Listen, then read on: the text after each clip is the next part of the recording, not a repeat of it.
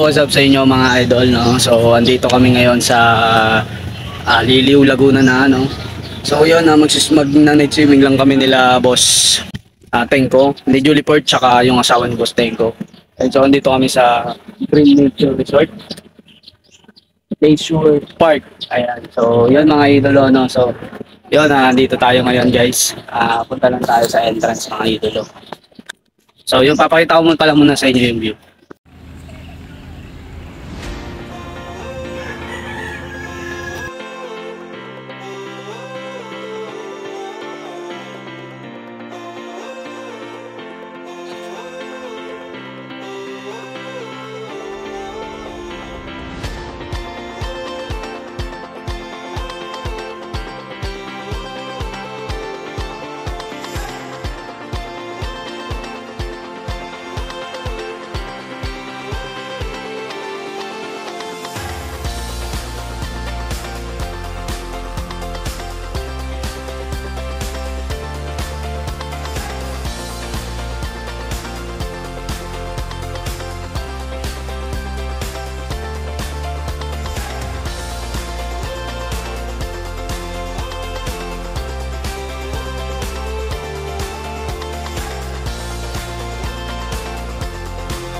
Ito mga idolo sa gilid, makikita ninyo rito. Ayan, oh, may mga nagtitinda ng ice cream dyan. Ayan, so kung may mga anak kayo nakasama at mahilig kumain ng ice cream, ayan. So hindi na kailangan magbaon para bumili. So dito pa lang makakakain na kayo mga idol. Ayan, so yun, kaway-kaway naman po, kaway-kaway. Ayan, so si Mama, asawa ni Boss Tenko. Ayan, si Tol Julie. Ayan, so yun, tara, itutur ko kayo sa loob. Ayan, so marami silang excitement rito sa loob, especially nga kung may mga anak kayo, and also kung mahilig kayo mag-slide mga idolo. Ayan, so yun, pwede kayo makyat doon and mag-slide kayo, mag-slide. Ayan, so kung may mga bata naman kayo, pwede kayo rito. Ayan, dito. So ito, mababaw to. Ayan, so mababaw pa rin, and I think yun is pang adult, no? So dito mga idol, sa mga nagtatanong kung may mga wave swimming pool ba dito, definitely yes mga idol. So sobrang spacious ng loob na ito mga idolo. Sobrang laki. Kaya hindi talaga kayo maboboring dito. So dito yung wave nila rito. Ayan, dito sa swimming pool na to mga idolo. Ayan. So dyan mga idolo yung nila, yung wave. Ayan. Ayan mga idolo. Ayan, oh, ayan yung sa wave nila mga idolo. Ayan. So malawak yan mga idolo. Ayan, so meron din silang rito, sa mga gatherings, no? Ayan, so pwede kayong mag-book dito. Ayan, kung meron kayong mga malaking pagdaraos, kagaya ng birthdays, etc.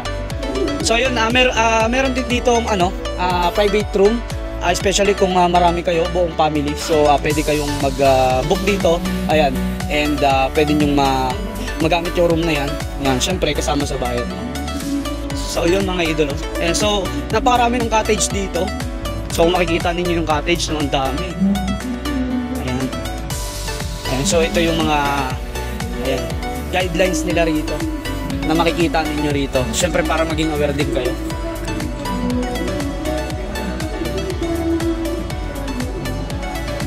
So yun mga idolo, dadalhin ko pala kayo sa sa fishing spa, no? So makikita ninyo yung fishing spa ron.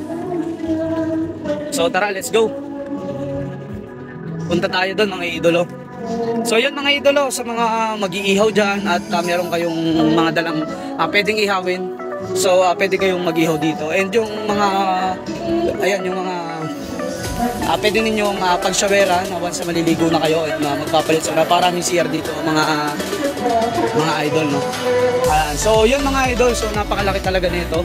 So napakaraming cottages dito, kaya hindi talaga kayo maboboring kasi sobrang spacious nga dito sa lugar na ito.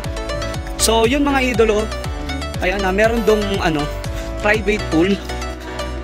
So meron private pool dito sa loob mga idolo na kung saan once na yan yung binook ninyo is buong pamilya kayo lang yung gagamit. And also yung kwarto.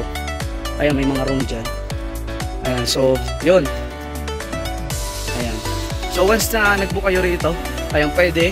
So, walang ibang makikijoin sa inyo kundi kayong buong family lang.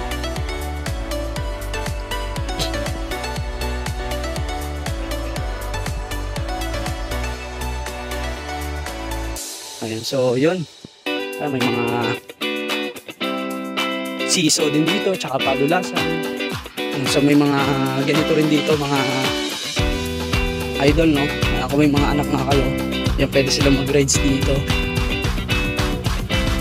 So napakarami na rito, napakarami na pwedeng kayong mag-celebrate dito ng occasion kung gusto lang yun. Ayan. So yun, no? Meron din covered court dito kung meron kayong kasamang mga may hilig ng basketball. So yun, pwede silang maglaro dito.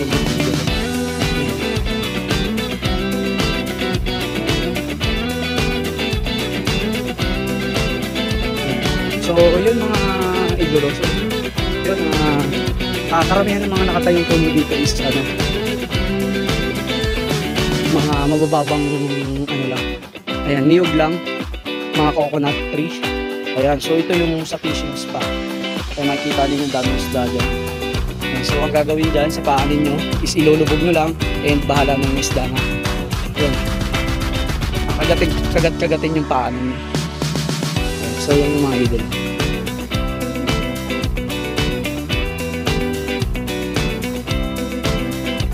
Kita ninyo yung daming isda. Fishing is pa yan mga idol.